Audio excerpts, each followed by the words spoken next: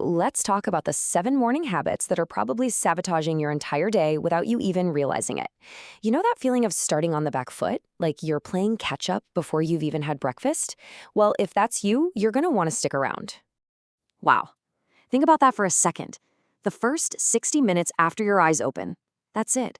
That's the window that sets the tone for everything else.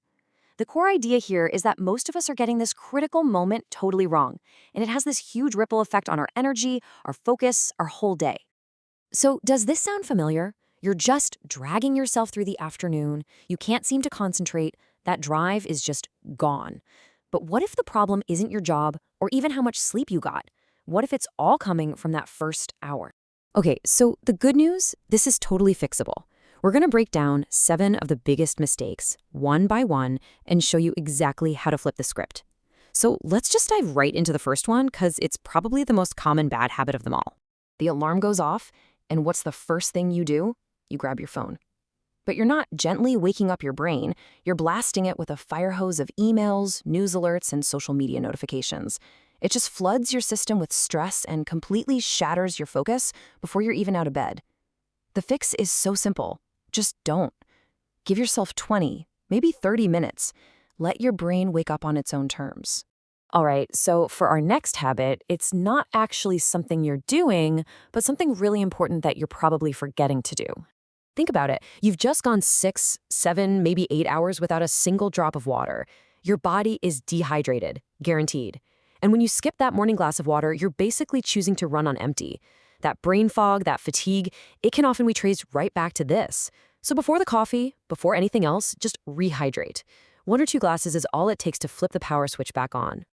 Okay, I know what you're thinking. Don't you dare talk about my morning coffee. And hey, we're not going to take it away from you.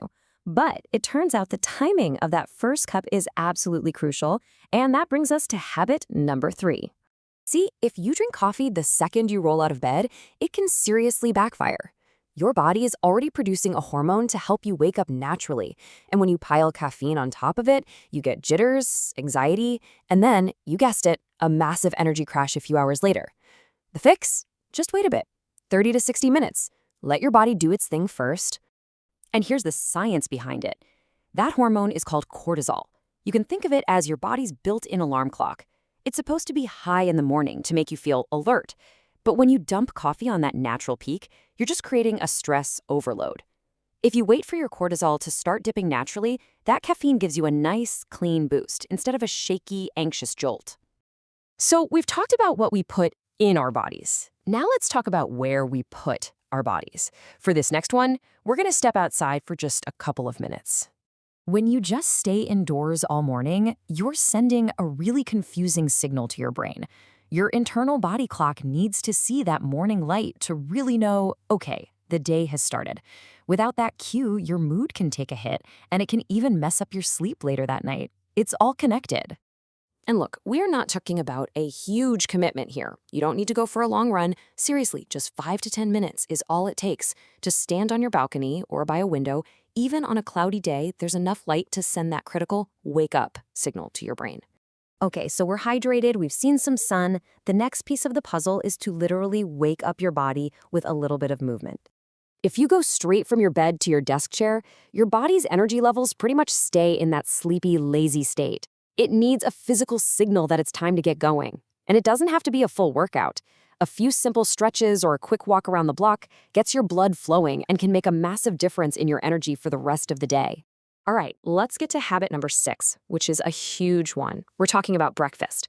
What you choose to eat for your first meal basically sets your energy up for the next several hours. You've basically got 2 paths here. You can have a sugary breakfast, cereal, pastries, which gives you this big, fast spike of energy, followed by a horrible crash that leaves you feeling groggy and hungry an hour later. Or you can have a protein-rich breakfast, which gives you this steady, sustained release of energy. That's what keeps you focused and feeling good all morning long. So we've covered our body, what we drink, and what we eat. For this 7th and final habit, let's talk about our mental game and how we approach the day before it even begins. Waking up with no plan, no clear intention for the day, it's like setting off in a boat without a rudder. You just drift. You react to other people's emergencies. You waste time and you get to the end of the day wondering what you actually accomplished. The fix is so easy, it's almost silly. Just take 2 minutes. That's it, 120 seconds. Figure out your 1, 2, or 3 most important tasks. It creates instant clarity. So there you have it. It really all comes back to this one idea. These aren't just little habits. They're the foundation. They're the building blocks that decide your energy, your focus, and your mood for the rest of the day. Now, please don't try to change all 7 of these things tomorrow. You'll just get overwhelmed and quit. Instead, just pick one. Seriously, just one. Maybe you'll start with a glass of water, or maybe you'll wait 30 minutes for your coffee. Commit to trying just that one thing tomorrow and just pay attention to how you feel. And that's really the question I want to leave you with. This isn't about creating some perfect Instagram-worthy morning routine overnight. It's about taking one small, powerful step in the right direction. So which one is it going to be for you?